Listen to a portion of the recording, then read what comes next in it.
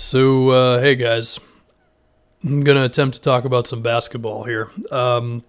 Trust me when I tell you I'm feeling it just like everybody else is. But this sometimes cruel and unfortunate world keeps going, and I'm gonna attempt to do the same thing.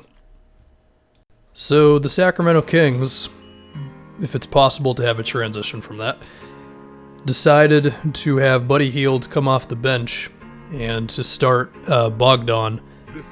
And, you could say it worked against the Bulls. They won by 17 points after losing a whole bunch of games in a row. And clearly this Kings team is in some sort of need for a jump start of some kind. I mean, they had some life early on, but you could argue their season, in terms of making the playoffs, is kind of already over.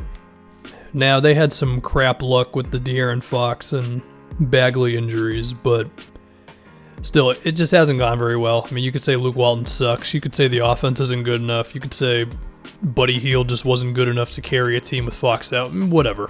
There's so many things you could point to, and it's probably a combination of a little bit of everything. Whatever. The fact was, Buddy Hield was not killing it lately, and Luke Walton decided starting Bogdan over Buddy. Maybe that's the thing. Now, Walton already had a quote where he said, nothing's permanent. Buddy Hield had a pretty good response to it, which was basically, I'm a professional, I'm just going to go out and do it for the team and stuff. And to be fair, he had a damn good game against the Bulls. But, is this not the Kings, in a way, blaming Buddy Hield for their losses? I mean, I'm sure it technically isn't, but it's the whole thing of actions can speak louder than words, and it's just interesting that they chose Buddy Hield to be the guy, especially because I don't think it's impossible to play Hield, Bogdan, and Fox together. I mean, I guess the ideal starting lineup for this team, with Bagley being hurt, is probably, to me, Fox, Bogdan, Hield, Barnes, and then I think Rashawn Holmes is hurt at the moment. But, he's been really good, but without him, I guess then you're going to Dedmon, or you're seeing if Bielitsa can play center, which I don't know if he really can do that. And of course, Dedmon hasn't been great this year.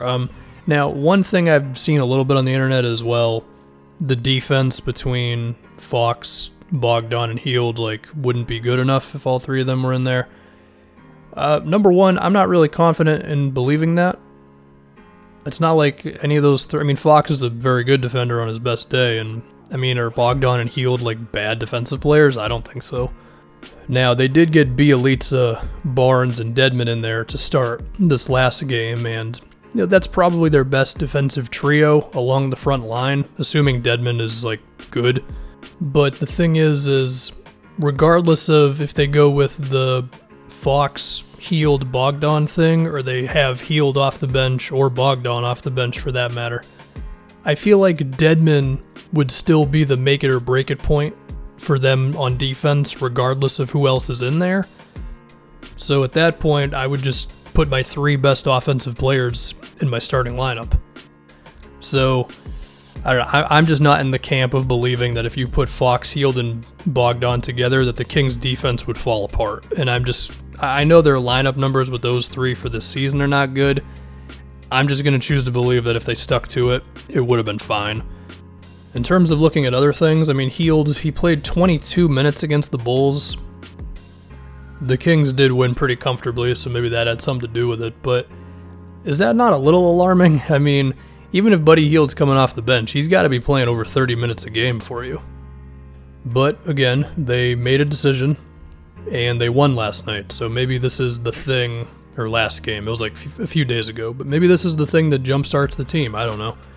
The case for it is, once again, you're getting Bielitsa, Dedmon, and Barnes, and Fox out there in the starting lineup for your defense. And then the other thing is, potentially could unlock Bogdan, because I think you could argue that he's been a little held back the past couple of years.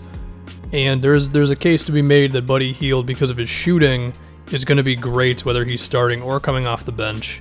So it's in a way, you improved your defense, you didn't make Hield any worse, and you made Bogdan better. That's the case for it, and okay, maybe it works out. The other thing is, it can give Buddy Hield more opportunities against second units where he could be really, really good. The reply to that one is, you could do that anyway. You would just stagger the minutes between him and Fox a little bit. Now, I guess the other way to look at this, moving past this season, no matter what happens, is looking at Bogdan's free agency. And I mean, I've done videos on this, as many people have, and it's a regular conversation amongst the NBA people of the world, right? What happens with his free agency? Does some other team view him way more positively than the Kings do? Are the Kings going to match anything for Bogdan? How does this relate to that whole thing, you know?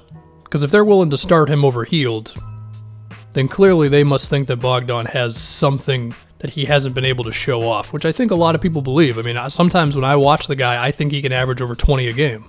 So is this not them being like, well, let's see what this guy's really got? And that could affect their decision this offseason, or potentially a week from now, depending on whatever offers they may get for the dude leading up to the deadline, if they're even getting interesting offers for the dude. But then I have to ask myself another question. If the possibility of them keeping him is real, then does that mean that they envision Buddy Hield as just a long-term sixth man? Because you're going to have to move Hield back into the starting lineup at some point, whether that's tomorrow or something else, I don't know, but it'd be kind of weird for Buddy Hield to just be on the bench all the time, you know what I mean? So we'll have to see how that all resolves itself. But yeah, I do think there is a lot of life to Luke Walton just saying, we had to try something out, and they tried something out.